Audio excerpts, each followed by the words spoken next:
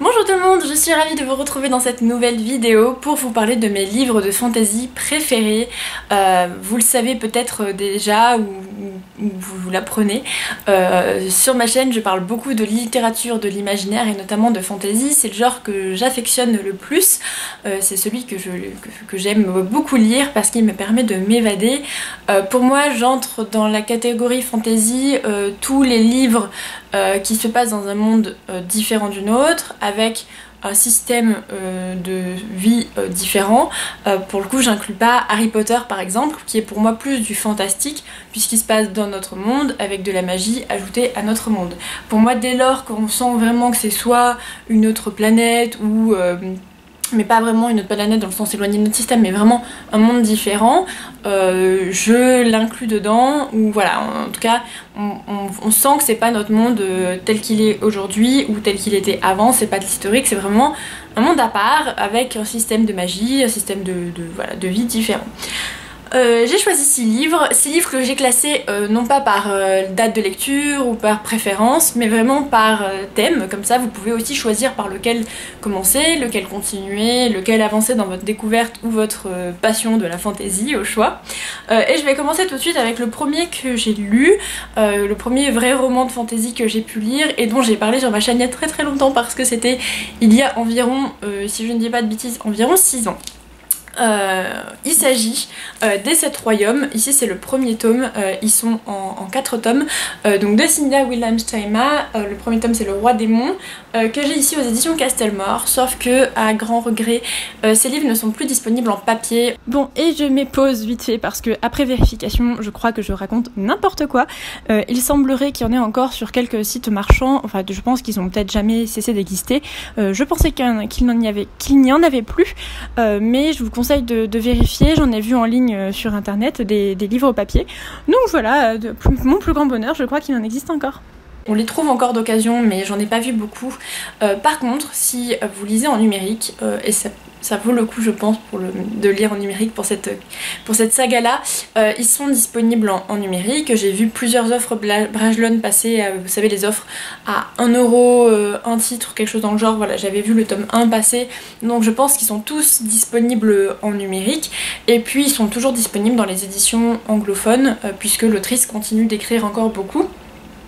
Alors, les 7 royaumes, je l'ai découvert par ma belle famille, puisque mon chéri a lu les 4 tomes et a adoré, son père, sa mère, sa grand-mère, tout le monde a lu, et voilà, ça m'a convaincue de découvrir cette saga-là.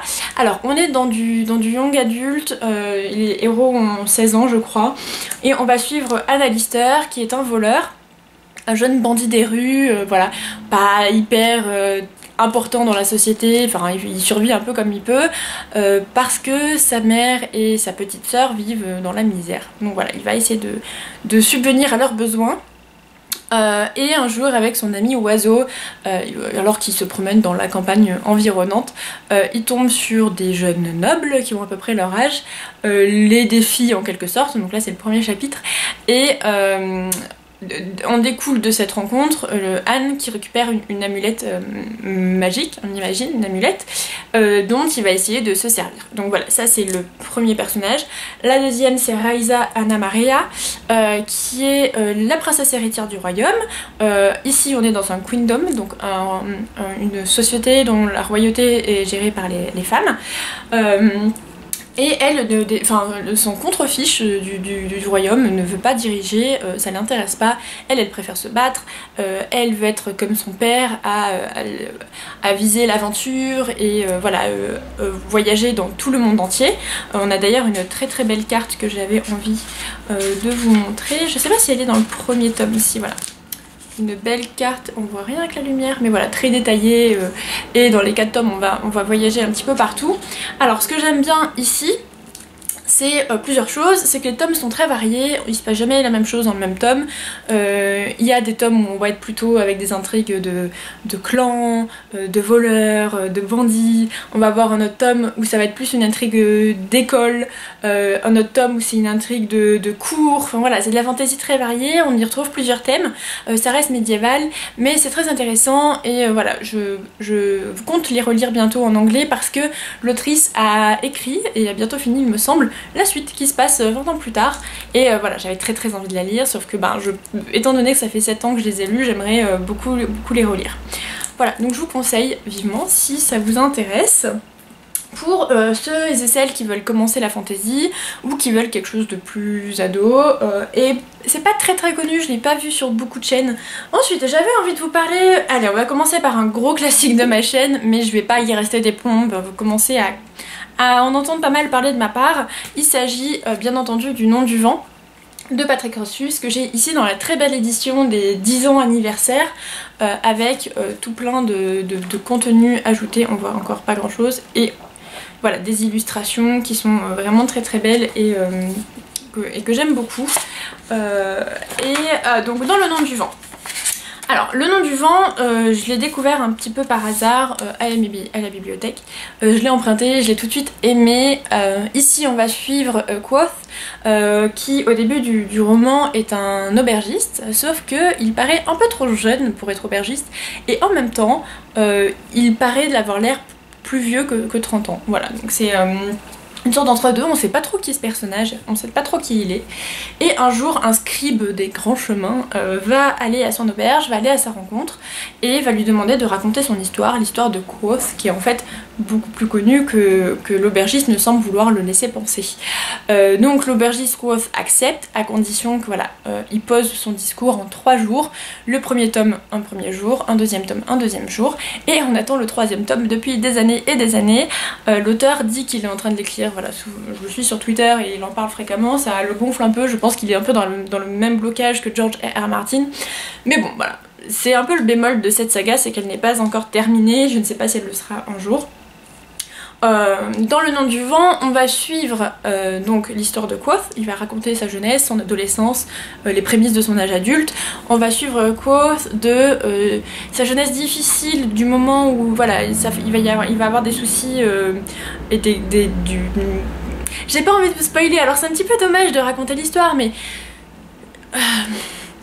il va arriver malheur autour de lui, il va devoir très souvent se débrouiller seul, il va beaucoup voyager, il va y avoir de la fantaisie d'école aussi, d'université, que j'ai beaucoup aimé, et voilà, c'est très chouette. Alors le gros plus de cette histoire selon moi, c'est que c'est très bien écrit, c'est très sonore, c'est très ça prend tous les sens un petit peu qu'on peut avoir, et c'est très visuel.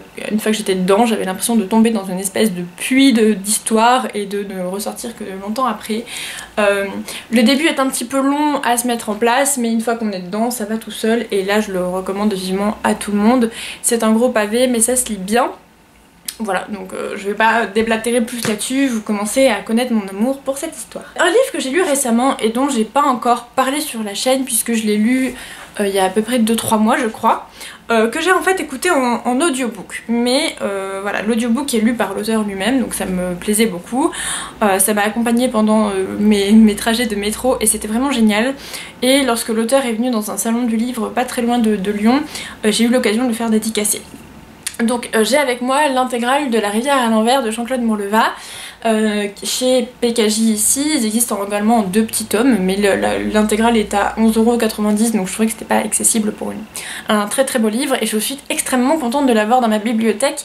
Beaucoup de personnes avec qui j'ai pu discuter de ce livre l'ont lu enfant ou alors à l'école, au collège, et moi j'avais pas du tout lu cette histoire, et c'est vraiment très bien. Alors là on est dans la fantasy plutôt jeunesse, plutôt je dirais 8-15 ans, mais enfin ça se lit à tout âge, hein. Pour le coup je l'ai écouté là à 23 ans et j'ai trouvé ça génial, donc voilà, il n'y a pas d'âge pour ça, mais globalement à partir de 9 ans je pense que c'est accessible.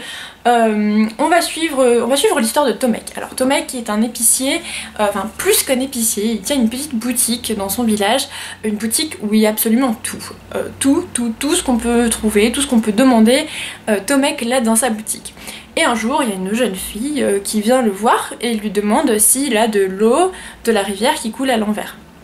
Et alors là, Tomek se retrouve bien bête parce qu'il a absolument tout, sauf l'eau de la rivière qui coule à l'envers, et il n'en a jamais entendu parler, il ne sait pas trop ce que c'est. Et la jeune fille s'en va, un peu déçue, et voilà, il va partir à sa recherche parce qu'il est un peu frustré de ne pas avoir pu l'aider. Il est tombé sous le charme complet de cette jeune femme et il veut l'aider, donc il va partir à la recherche de la rivière à l'envers et va s'en suivre tout un périple et tout plein d'épisodes de voyage pour aller jusqu'à la source. Donc ce que j'ai beaucoup aimé, c'est que c'est très jeunesse dans sa construction, dans le sens où ça m'a fait penser à Alice au pays des merveilles dans les chapitres épisodiques, c'est-à-dire qu'on va vraiment avoir un ou deux chapitres consacrés à une population, un voyage, un village, voilà, c'est vraiment très coupé par épisode. C'est très bien écrit, je trouve. Enfin, à lire, à entendre, c'était vraiment très très beau. Je vous conseille vraiment le livre audio. Donc la première histoire, le premier tome, c'est celui de Tomek, et dans le deuxième tome, on va avoir la version de la jeune fille qui s'appelle Anna. Voilà, et qui est vraiment très bien aussi. Je vous conseille vraiment le tome 2, il m'a énormément touchée. Il y a eu des chapitres que j'ai trouvé saisissants et assez bluffants. Voilà, je veux pas trop en dire plus, mais il y a vraiment des chapitres qui m'ont secoué dans le 2 et dans le 1 aussi. Il y a plein de personnages qui sont très intéressants, qui questionnent sur plein de choses de la vie. C'est une belle quête initiatique, c'est une belle quête de la vie, des beaux messages sur le deuil, sur le fait de grandir, le fait, voilà, c'est vraiment très très chouette. Je vous conseille vivement, c'est très très bien. Si vous avez la possibilité d'écouter le livre audio, ben, c'est tout aussi chouette, et puis pourquoi pas les deux. Après voilà, ça se lit très très vite. Là les deux tomes font 300 pages de roman qui est quand même voilà, écrit assez gros, donc c'est très accessible. Je vous conseille, je pense à partir de 8-9 ans c'est pas mal. Et c'est une bonne introduction à la fantasy. Ensuite, j'ai envie de vous parler alors, de l'Assassin Royal. Je vais pas m'y rester 50 ans, notamment parce que j'en ai fait une vidéo il y a pas longtemps, voilà, sur toute la première, le premier cycle, la première époque. L'Assassin Royal, ça a été vraiment pour moi une belle découverte. Et alors là, ça combine un peu tous les livres que je viens de vous présenter, parce que l'autrice écrit énormément. Elle écrit beaucoup, elle écrit encore, ça c'est sorti dans les années 90 et elle écrit encore la suite aujourd'hui avec un 5e cycle je crois, enfin voilà, ça va vraiment très très loin. Dans l'Assassin Royal on va suivre Fitz qui est un jeune gamin. Quand on commence l'histoire il doit avoir 6 ans, qui est le fils du prince héritier et d'une paysanne, voilà, donc Fitz est un bâtard, hein, grosso modo, c'est comme ça qu'il va être surnommé tout au long de l'histoire, le bâtard, et le grand-père maternel qui s'occupait de l'enfant pendant les 6 premières années, donc le grand-père de la paysanne, en a ras-le-bol et ramène le fils au château en mode voilà, que son père s'en occupe, ras-le-bol, débrouillez-vous avec lui. Et donc on va suivre l'histoire de cet enfant, de ses 6 ans à sa vingtaine d'années, je pense, à peu près. Et là c'est extrêmement immersif, c'est très très bien écrit, pour le coup c'est très visuel, pareil on voit énormément les paysages, c'est très dense, c'est très long, j'aime les fantaisies qui prennent leur temps, les longueurs me dérangent pas du tout, et pour le coup il y en a un petit peu, voilà, ça prend son temps, il faut laisser le temps de s'attacher aux personnages, de se construire avec eux. Les personnages sont vraiment très très bons et vraiment très bien fichus je trouve. Il y a plein de rebondissements, c'est écrit à la première personne, ce qui fait qu'on s'attache très vite à Fitz et qu'on est vraiment très rapidement plongé dans l'histoire. Et le système de magie est très très chouette, il va être divisé en deux. Il y a d'un côté l'art ça va être la partie plutôt mentale, la partie qui fait qu'on va communiquer avec d'autres personnes, qu'on va pouvoir essayer d'influer sur l'esprit et sur les pensées, et la seconde partie c'est le vif, qui est beaucoup moins réputé, qui est très mal vu dans le royaume. Le vif c'est la possibilité, c'est beaucoup plus physique, c'est beaucoup plus charnel, de vraiment porter contact avec la nature et notamment avec les animaux, et à réveiller un peu l'instinct qui est en soi et le partager avec un animal en l'occurrence. Mais voilà, c'est vraiment bien fichu, et ce qui est vraiment génial, c'est Robin Hood a un univers étendu extrêmement grand.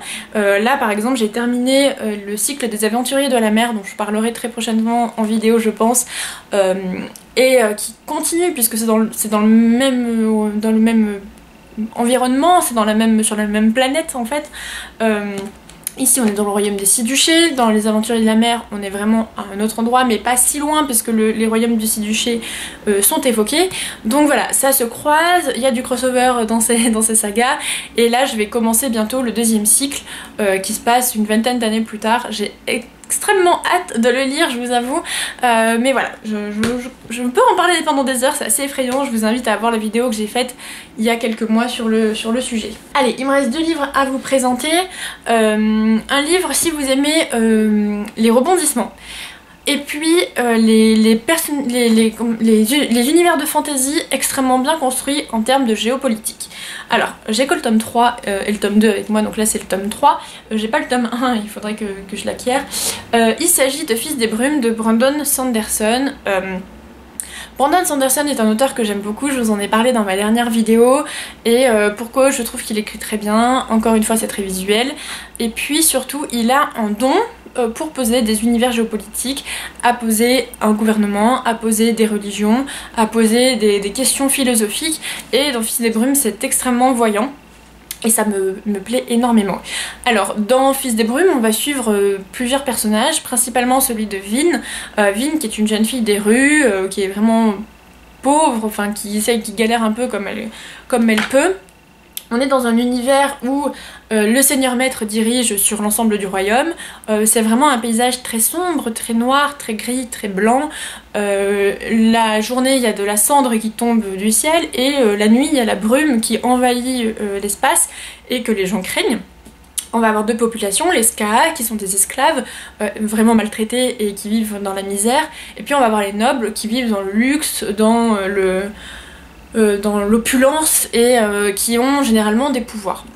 Ces pouvoirs, on va les appeler donc des gens qui les utilisent des brumants, qui sont capables de consommer des métaux et de les brûler dans leur estomac pour déclencher des capacités physiques supérieures. Donc par exemple, un brumant capable de digérer, enfin de faire brûler dans son estomac de l'or va, je dis n'importe quoi, j'ai oublié les combinaisons, mais va pouvoir avoir une meilleure force, plus de force. Une autre personne va être plus rapide, d'autres vont pouvoir attirer à eux des métaux. Enfin, voilà, donc ça s'appelle les brumants. Et puis les fils et les filles des brumes, qui sont très rares, vont pouvoir contrôler l'ensemble des métaux. Il s'avère que Vin en est une. Voilà, c'est un peu l'héroïne de notre histoire en même temps. Elle va être prise sous l'aile du noble Kelsier qui a pour ambition de renverser le Seigneur Maître avec l'aide d'une bande de personnages qui veulent renverser le dirigeant. Et en fait là, à partir de là, il y a plein de questions qui se posent. C'est-à-dire que, est-ce que le méchant... comment dire, est-ce qu'en même temps ça va pas détruire un équilibre? Est-ce que c'est un peu la dictature contre la stabilité qui apporte la stabilité en fait, puisque c'est plus compliqué que ça n'en a l'air. Qu'est-ce que c'est que la démocratie? Qu'est-ce que c'est que la religion? On va avoir un personnage vraiment sage et référent à ce niveau-là, qui m'a fait énormément réfléchir sur les croyances et le fait d'avoir la foi en quelque chose.